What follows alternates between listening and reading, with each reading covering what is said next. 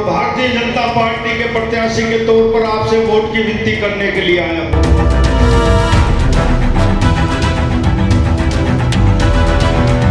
बादशाहपुर विधानसभा से बीजेपी प्रत्याशी राव नरबीर सिंह ने बेगमपुर खटोला में चुनावी सभा की। राव नरबीर सिंह ने कहा कि बेगमपुर खटोला मेरा अपना गांव है। उन्होंने कहा कि जब 2014 से 2019 तक जब मैं विधायक था तो यहां पक्की रोड बनवाने का काम किया था, जो आज भी वैसी ही है, लेकिन सीवर और पानी की समस्या बढ़ती जा रही है और लोगों को यह विश्वास है इन तमाम समस्याओं का राव नरबीर सिंह ही समाधान है। और जहां तक आवाज जारी सुनने वाली मेरी माताओं, बहनों और प्यारे बच्चों, आप लोगों ने जो मान सम्मान देश का, आप सबका तहे दिल से शुक्रिया।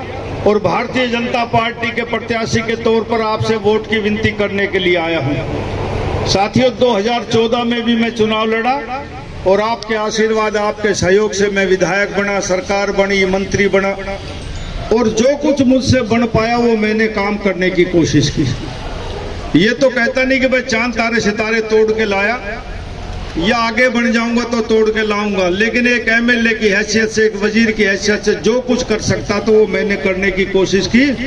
और ये कह सकता हूं मैं कि हरियाणा बना 1 नवंबर 1966 को, जब हरियाणा में 7 जिले थे और गुड़गांव भी एक जिला था। आज 2024 में 22 जिले हैं गुड़गांव में।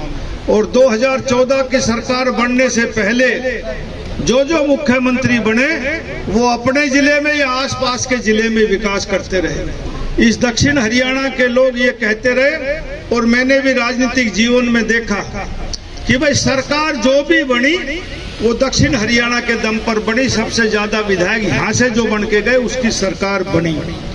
लेकिन हमेशा हर वर्ग के लोग ये कहते रहे कि भाई हमारे नौकरी में हम वंचित रहते हैं, विकास के काम पर वंचित रहते हैं और हमें छोटे छोटे कामों के लिए ऊपर वालों के, मुख्यमंत्री के, मंत्रियों के मुंह देखना पड़ता है और बड़ी विनती करने के बाद थोड़े मोटे काम हो पाते हैं। साथियों, गुड़गांव जिला जो हरियाणा के खजाने में 56 से 62% रेवेन्यू देता है, 2014 से पहले इस गुड़गांव की स्थिति देखिए क्या हाल था। इन 10 सालों में हाल देखिए। 2014 में हमने गुड़गांव में यूनिवर्सिटी बनाई, मेडिकल कॉलेज बनाया, कई कॉलेज बनाए। दुनिया का सबसे महंगा रोड द्वारका एक्सप्रेसवे बनाया, बादशाहपुर एलिवेटेड बनाया और भाई सारे अंडरपास, हीरो होंडा चौक, राजीव चौक, इफ्को चौक, सिग्नेचर टावर, महाराणा प्रताप चौक, अतुल कटारिया चौक और सारे रेलवे के फ्लाईओवर बनाए। एक काम हमसे रह गया, वो डीपीआर जब बन रही थी इस बादशाहपुर एलिवेटेड की तो हमने वाटिका चौक को उसका उतार चढ़ाव नहीं किया। हम जाते हैं सुभाष चौक के बाद से वहाँ जाम लगने लग जाता है। हमने अभी जीएमडीए से मंजूर करे तकरीबन 800 करोड़ रुपए और 3 महीने में डीपीआर तो तैयार होकर जैसे ही आचार संहिता खत्म होगी उसका भी काम शुरू हो जाएगा, एलिवेटेड बनेगा। जो खेड़ की दौलत जो सीपीआर है यहाँ से वाटिका चौक तक सीधा ऊपर जाएगा, वहां भी उतार चढ़ाव और घाटा मोड़ तक 3-4 अंडरपास, फ्लाईओवर। कोई आदमी एयरपोर्ट से चलेगा 30 मिनट में घाटा चौक पहुंच जाएगा, नॉन स्टॉप, चाहे 150 स्पीड से आप। राव नरबीर सिंह की माने तो उन्होंने अपने कार्यकाल में द्वारका एक्सप्रेसवे से लेकर कई अंडरपास और एलिवेटेड फ्लाईओवर बनाने का काम किया था, जिससे लोगों को राहत मिली। उन्होंने कहा कि इस बार जनता ने मौका दिया तो वाटिका चौक से खेड़की दौला टोल तक एलिवेटेड फ्लाईओवर बनाने का काम करूंगा ताकि लोगों को जाम से छुटकारा मिल सके। साथ ही उन्होंने कहा कि लोगों को भरोसा है कि राव नरबीर सिंह ही उनके क्षेत्र में विकास कार्य करा सकता है। साथियों, हमारा ये बढ़ता हुआ शहर है, बढ़ती हुई आबादी है। जब मैं छोटा था और गांव के बड़े बूढ़े बैठे सबको याद है, पिताजी मिनिस्टर थे, हम बहरामपुर रहते थे आपके पड़ोस में, खटोला में बहरामपुर में कोई फर्क नहीं है। तो हम गुड़गांव जाया करते तो माँ से कह के जाया करते, माँ हम छावनी जा रहे हैं। गुड़गांव कोई नहीं बोलता था। आहिस्ता आहिस्ता 75 में मारुति कंपनी आई, 80 के दशक में रियल एस्टेट में डीएलएफ कंपनी आई और आज तो सैकड़ों कंपनियां हैं। लेकिन इन 2 कंपनियों ने इस छावनी को गुड़गांव बनाया, मिलेनियम सिटी बनाया, साइबर सिटी बनाया और अब तो सरकार ने नाम भी इसका गुरुग्राम कर दिया। और मैं एक बात कहता हूं, यदि आदमी के शरीर में कोई रोग लग जाए और उसका समय पर उपचार ना हो तो वो लाइलाज हो जाता है। इसी तरह इस बढ़ते हुए शहर में कभी इसकी 30,000 आबादी थी, आज गुड़गांव में 30 लाख से ज्यादा आबादी है। यदि समस्याओं का समाधान समय पे नहीं हुआ तो ये भी लाइलाज हो जाएगी। 2014 से 19 तक मैं कह सकता हूँ कि हमने शहर में भी विकास किया और हर गांव में भी विकास किया। यहाँ के हर मतदाता को विश्वास है कि भाई नरवीर सिंह के समय में काम हुआ। लेकिन साथियों, 2019 में भाजपा की सरकार नहीं बन पाई।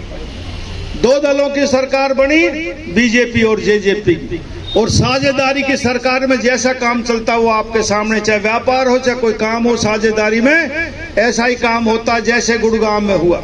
2019 में मैं इसका हॉस्पिटल और बस स्टैंड का डिमोलिशन का ऑर्डर करके गया, तोड़ने का। 5 साल में सिर्फ हॉस्पिटल टूट पाया, बस स्टैंड टूट भी नहीं पाया, नए की आधारशिला नहीं रखी।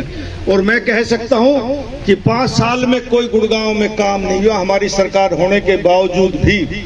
लेकिन मैं ये कह सकता हूं कि आने वाले समय में आपका विकास होगा।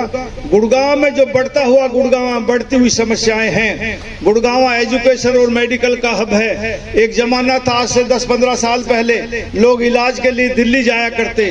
आज दिल्ली ही नहीं, दुनिया भर के लोग इलाज कराने के लिए गुड़गांव आते हैं। लेकिन गरीब आदमी का कोई बूढ़ा, कोई बुजुर्ग, कोई बच्चा बीमार हो जाते, बुखार भी 8-10 लाख रुपए में उतारते हैं। एक आम आदमी एक सीमित साधन में अपने परिवार का पालन पोषण करने वाला कैसे अपने बुजुर्गों की दवाई करवाए। सरकार एक हॉस्पिटल नहीं, 30 लाख की आबादी के अनुसार नरवीर सिंह की यह सोच है कि 4 हॉस्पिटल कम से कम गुड़गांव होने चाहिए।